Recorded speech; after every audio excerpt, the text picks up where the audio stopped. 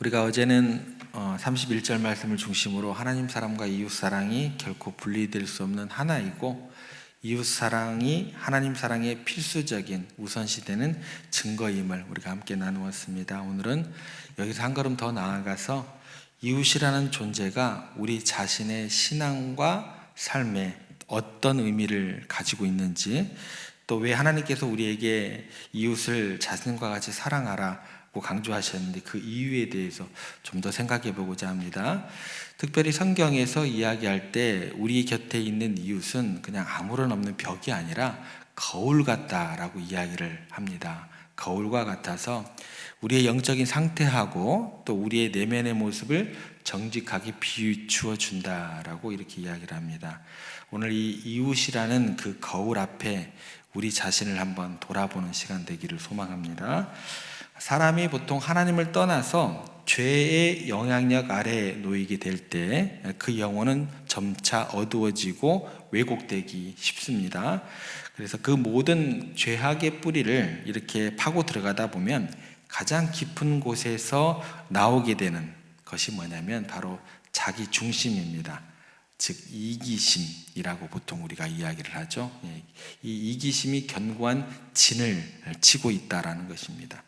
마치 이제 내 자신이 온 우주의 중심인 것처럼, 존재해야 하는 것처럼, 자기를 위해 세상 모든 것이 존재해야 하는 것처럼 생각하고 행동하게 만드는 무서운 힘입니다. 그래서 견고한 진을 치고 있다, 그렇게 우리가 보통 이야기를 하죠. 그래서 이제 하나님께서 주인 되셔야 할 삶의 자리에 나라는 우상이 세워지게 되는 거예요. 그래서 이제 하나님이 있을 공간이 없는 겁니다. 그래서 나라는 우상을 세워놓고 끊임없이 하나님을 예배하는 삶이 되지 못합니다. 그러다 보면 끊임없이 자기 만족과 또 자기 유익을 추구하게 된다라는 거예요. 그러니까 하나님을 떠나서 죄의 근본적인 원인을 찾다 보면 자기 중심, 이기심이 견고한 진을 자리하고 있다라는 걸 우리가 이해할 수 있다라는 것입니다. 그래서 이런 자기중심성에 깊이 빠진 영혼은요, 다른 사람과의 건강한 관계가 굉장히 어렵게 됩니다. 그래서 다른 사람의 존재와 가치를 제대로 인정하지 못하게 되는 것이고, 또 그들의 아픔이나 필요를 또 제대로 공감하는 능력이 사라지게 됩니다. 오직 자신의 감정, 또 생각, 또 자신의 입장만이 다른 사람보다 더 중요하기 때문에 귀 기울이지 못하는 것은 당연한 것이고, 다른 사람의 입장 전혀 헤아릴 수 없게 되는 겁니다. 마치 이제 두껍고 차가운 벽에 둘러싸여서 자기만의 세계에 고립되어 버린 것과 똑같습니다. 이거를 영국의 작가 C.S. 루이스는 뭐라고 이야기를 하냐면, 지옥에 대해서 얘기할 때 자기 자신으로부터 결코 벗어날 수 없는 끔찍한 고독의 상태가 뭐다? 지옥이다, 이렇게 묘사를 하게 됩니다. 그러니까 지옥에 대한 개념을 여러분들도 뭐 시각적으로, 장소적으로만 접근하시면 안 돼요. 이게 이제 C.S. 루이스가 우리에게 주는 지옥에 대한 다른 통찰이 될 수 있다는 것입니다. 그래서 생각해 보면 자기 안에 완전히 갇혀서 다른 누구와도 진정으로 마음을 나누지 못하고 사랑을 주고 받지 못하는 것만큼 우리가 불행한 상황 가운데 놓이는 것은 없지 않나, 그런 생각을 해요. 이게 감옥이 아니고 이게 지옥이 아니고 뭘까라는 그런 생각이 들기도 합니다. 이것이 바로 죄가 우리에게 가져두는 궁극적인 비극이다라는 것입니다. 그래서 하나님께서 이 상태에 있는 우리들을 이대로 있기를 원하지 않으세요. 좁고 어둡고 불행한 이기주의 감옥에서 해방되어서 참된 자유와 풍성한 생명을 누리기를 우리 하나님께서 원하신다라는 것입니다. 그래서 우리의 닫힌 마음과 눈을 여셔서 나라는 한계를 넘어서서 타인, 즉 이웃의 존재를 바라보게 하시는 것, 이게 우리 하나님의 역사의 시작이다라는 것입니다. 그래서 이웃을 향해서 마음을 열 때 비로소 우리는 죄의 속박에서 벗어나서 하나님께서 의도하신 풍성한 관계의 축복 속으로 들어갈 수 있게 되는 것입니다. 그래서 죄가 우리 삶에 깊이 뿌리 내리면 우리가 이 땅에 살아가면서 우리들에게 타격을 주는 것은 관계가 다 깨지게 된다는 거예요. 가장 가까운 이웃이 누구예요? 배우자죠. 배우자를 더 이상 사랑의 눈으로 보지 못하게 됩니다. 배우자를 비난하게 되는 어떤 그런 모습으로 나타나게 되고, 특별히 또 부모님의 은혜를 잊고 부모님에 대해서 철저하게 불평하거나 효의 종교인 기독교의 그 정신과 무관하게 무시하게 되는 그런 모습으로 나타나게 되더라는 거예요. 자녀들을 또 어떻게 볼까요? 자녀들은 하나님께 주신 선물로 바라봐야 됩니다. 그런데 그렇게 바라보지 않고 선물로 여기지 않고 관계가 깨지다 보니까 자녀가 무슨 모습으로 비춰지게 되면 내 욕심을 채우는 도구로, 내 욕심대로 안 이루어지면 그 자녀는요 불효자식이에요. 맨날 화밖에 안 나요. 그죠? 그렇게 느껴지게 되는 그런 관계가 깨진다라는 거예요. 이웃을 또 제대로 보이지 않으니 진정한 사랑과 또 건강한 관계가 요원해질 수밖에 없다라는 것입니다. 그렇다고 한다면 우리가 어떻게 우리 자신의 영적인 상태, 또 믿음의 깊이, 또 인격의 성숙도를 객관적으로 점검하고 알아차릴 수 있을까? 물론 이제 이 모습에 대한 것들은 가장 우선시 되는 게 뭘까요? 말씀과 기도겠죠. 기도와 말씀을 통해서 하나님 앞에서 우리 자신을 돌아보는 건 무조건 중요합니다. 그런데 하나님께서는요, 이것보다 더욱 구체적인 또 다른 실제적이고 효과적인 방법을 하나 주셨다라는 거예요. 그게 뭐냐면 여러분 곁에 있는 이웃이라는 거울을 통해서 나의 현재 모습을 정직하게 비추어 볼 수 있다라는 거예요. 그래서 내가 평소에 내 주변의 사람들을 어떤 시선으로 바라보고 그들에 대해서 어떤 생각을 품고 있으며 그들을 어떻게 대하고 있는지를 솔직하게 생각하다 보면 마치 깨끗한 거울 앞에 내 얼굴이 그대로 적나라하게 비춰지잖아요. 그것처럼 내 신앙의 모습, 또 내 영적인 상태가 놀랍도록 선명하게 드러나게 된다라는 것입니다. 예를 들어서 여러분들 이렇게 질문하시면 돼요. 나는 얼마나 자주 다른 사람의 장점보다 단점을 먼저 찾아내려고 하는가? 그냥 극명하게 드러납니다. 그 순간. 또 다른 사람이나 실수의 허물에 대해서 얼마나 쉽게 비판하고 또 이야기하는 걸 좋아하는가? 판단하는 성향이 있는가? 이건 부정할 수가 없는 거예요. 또 어려움에 처한 이웃의 소식을 들었을 때 내가 진심으로 안타까우고 기도하는 마음이 생기는가, 아니면 나와 상관없는 일이라고 무관심하게 그냥 흘려보내는가? 또 나와 다른 배경이나 생각을 가진 사람을 만났을 때 열린 마음으로 그들에게 다가가고 이해하려고 하는가, 아니면 편견을 가지고 먼저 내가 벽을 치고 배척하는가? 또 다른 사람이 나보다 더 인정받거나 성공하는 모습을 볼 때 진심으로 축하하고 기뻐해 줄 수 있는가, 아니면 내 깊은 곳에서 시기심과 질투심이 스멀스멀 올라오는가? 그냥 극명하게 드러나죠. 이처럼 이웃과의 관계 속에서 나타나는 나의 무의식적인 반응, 또 습관적인 태도, 또 숨겨진 동기들은요, 내 영혼의 건강한 상태를 보여주는 가장 정확하고 정직한 영적 시험지예요. 리티머스 시험지가 된다라는 거예요. 이게 더 말씀과 기도보다도 실체적이고 효과적인 그런 여러분들에게 주신 하나님의 방법이다라는 거예요. 그래서 내 안의 교만이 얼마나 자리 잡고 있는지 내 스스로 속일 수가 없어요. 다 드러나요. 누가 가장 잘 알아요? 내가 잘 압니다. 얼마나 자리 잡고 있는지, 내가 사랑이 얼마나 메마른 사람인지 말로써 다 나타납니다. 인내심이 내가 얼마나 부족한지 꾸미려고 해도 꾸밀 수가 없는 거예요. 긍휼함이 얼마나 결핍되어 있는지 가감없이 보여주는 게 이런 질문들이죠. 다른 어떤 것으로도 이것을 가리거나 속일 수 없습니다. 내가 이웃을 어떻게 대하는지. 그래서 그렇게 중요한 거예요. 그래서 성경은 우리에게 끊임없이 이웃과의 바른 관계를 맺어야 한다 계속해서 이야기하고, 예수님께서는 황금률을 들어서 이야기를 이렇게 하십니다. 성경에서 가장 중요한 계명이 뭐예요? 황금률입니다.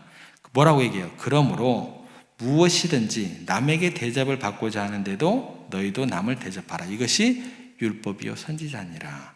그러니까 이웃을 존중하고 배려하는 것, 곧 하나님 앞에서 우리가 마땅히 행해야 할 바입니다 라고 주님께서 명령하신 거죠.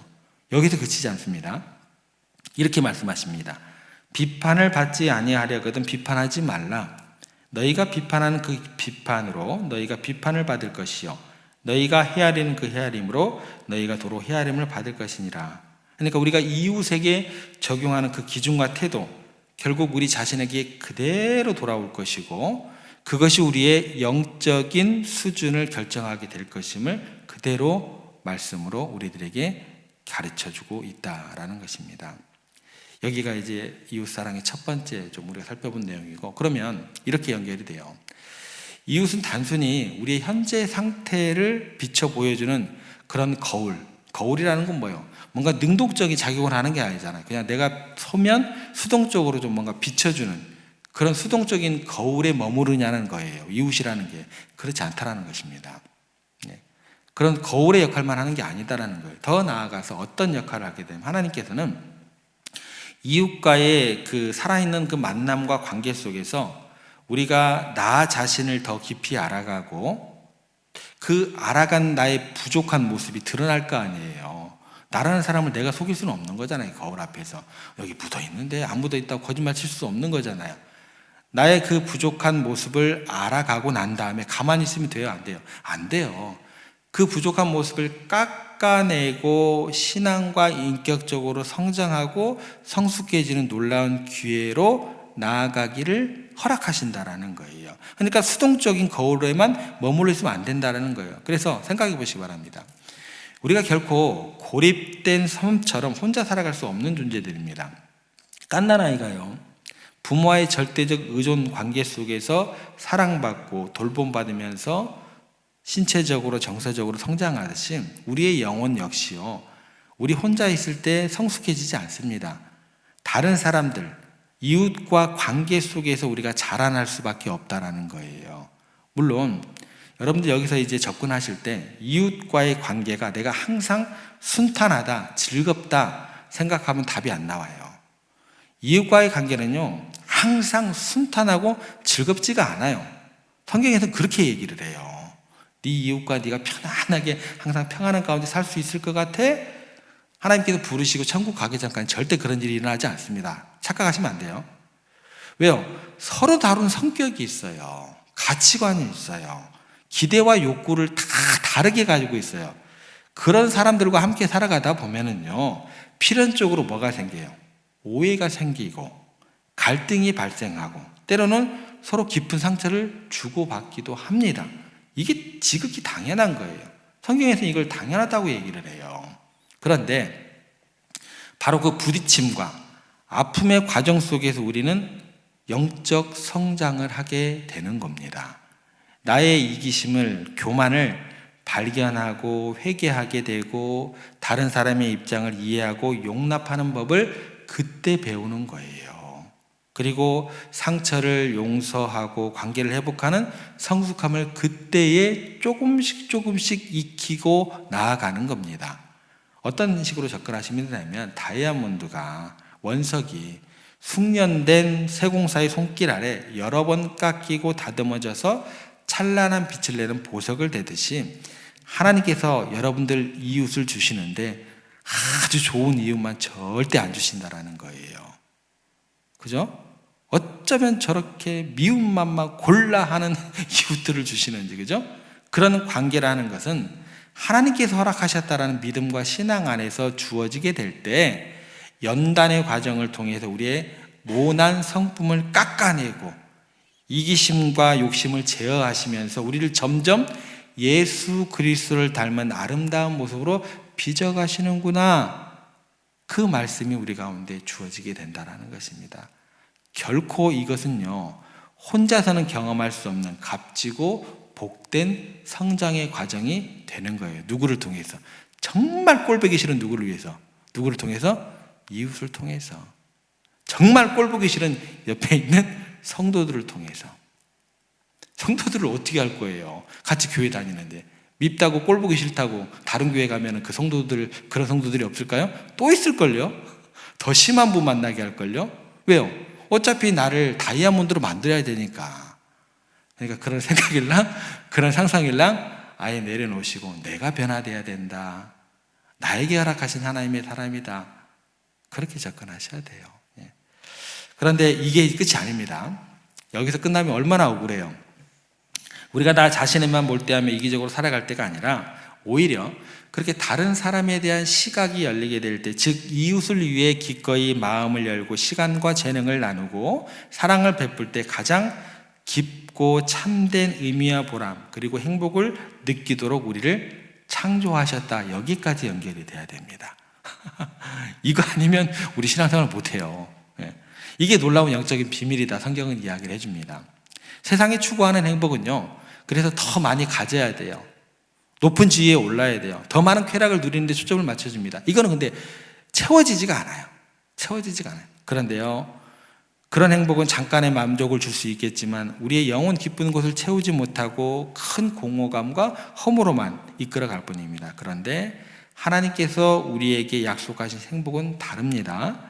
그것은 뭐냐면 자기를 부인하고 예수님의 십자가를 지고 이웃을 섬기는 삶 속에서 발견되는 역설적이지만 깊고 변함없는 기쁨과 평안이 주어진다는 거예요. 이 길로 가야 여러분들의 신앙생활이 기쁘고 행복하지, 반대 방향으로 가면 여러분들 신앙생활 하면 할수록 괴롭고 힘들고 해결도 안 되고 이건 뭐 하는 짓인지, 내가 왜 이런 신앙의 십자가의 길을 가는 거는지 매일 나오는 게 불평과 불만뿐이다라는 거예요. 나의 작은 섬김을 통해서 누군가의 얼굴에 미소가 피어나오는 게 즐거운 어떤 그런 지경에 이르고, 또 나의 나눔과 희생을 통해서 누군가의 절박한 필요가 채워질 때 우리는 정말 세상이 알 수도 없고 줄 수도 없는 거룩한 만족과 감격을 경험하게 될 거다라고 주님께서 우리에게 약속해 주셨습니다. 이것이야말로 하나님께서 당신의 자녀들에게 허락하신 이웃 사랑 안에 숨겨진 보물과 같은 행복임을 우리가 오늘 아침 다시 기억하기를 소망합니다. 말씀을 정리하겠습니다. 오늘 우리에게 얼마나 이웃이 소중한 존재인지 다시 한번 확인했습니다. 이웃이라는 것은 그냥 주어진 이웃이 아니고 나의 영적인 상태를 정직하게 비추는 거울입니다. 그리고 거울로만 끝나는 것이 아니고 나의 인격을 단련시키고 성숙하게 만드는 하나님의 도구예요. 그래서 정말 여러분들이 힘들게 하고 아프게 하는 이웃이 나타난다고 한다면 항상 강조하는 것이 뭐예요? 여러분들 하나님께서 더 크고 또 아름다운 하나님의 형상을 닮은 사람으로 만드는, 또 집중적으로 훈련시키는 과정이다. 그렇게 이해하셔야 그것이 조금 감당이 좀 돼요. 아니면 죽을 거예요. 죽을 것 같아요. 나에게 왜 이런 시험을 허락하십니까?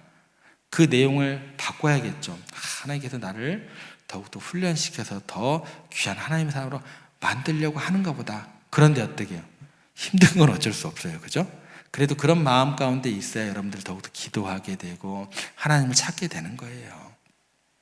그럴 때 그 아픔과 불행으로 끝나는 것이 아니라 세상에 줄 수 없는 참된 행복과 기쁨을 하나님께서 예비하고 계심을 또 믿는 믿음 가운데 거하시기를 바랍니다. 그래서 하나님께서 여러분 곁에 때로는 사랑스럽고 그런데 항상 사랑스럽지만은 않아요. 때로는 부담스러운, 정말 꼴보기 싫은 다양한 이웃들을 허락하시는 데에는 이처럼 우리를 향한 깊고 놀라운 사랑과 계획이 담겨 있다. 그렇게 믿으시기를 바랍니다. 이제 우리가 이 이웃이라는 거울 앞에 우리 자신을 겸손히 세우는 그런 일들을 해야 될 거예요. 나는 이 거울을 통해서 나의 어떤 모습을 보게 되는가? 감사함으로 받아들이고 더욱 그 모습에서 나은 모습으로 나아가면서 또 부끄러운 모습과 부족한 모습들은 회개하고, 그리고 이웃과의 관계 속에서 나를 빚어가시는 하나님의 세밀한 손길을 느끼시면서 성장의 기회를 감사함으로 붙잡는 지혜로운 우리 세종의 성도들 되시기를 부탁을 드립니다. 그래서 하나님께서 우리에게 허락하신 그 귀한 이웃이라는 축복의 통로를 통해서 날마다 하나님 사랑을 더욱 풍성하게 경험하고, 또한 그 사랑을 세상에 힘껏 흘려보내는 복되고 아름다운 삶을 살아가시는 저와 여러분들, 우리 세종의 모든 가족들 되시기를 주님의 이름으로 간절히 부탁드립니다.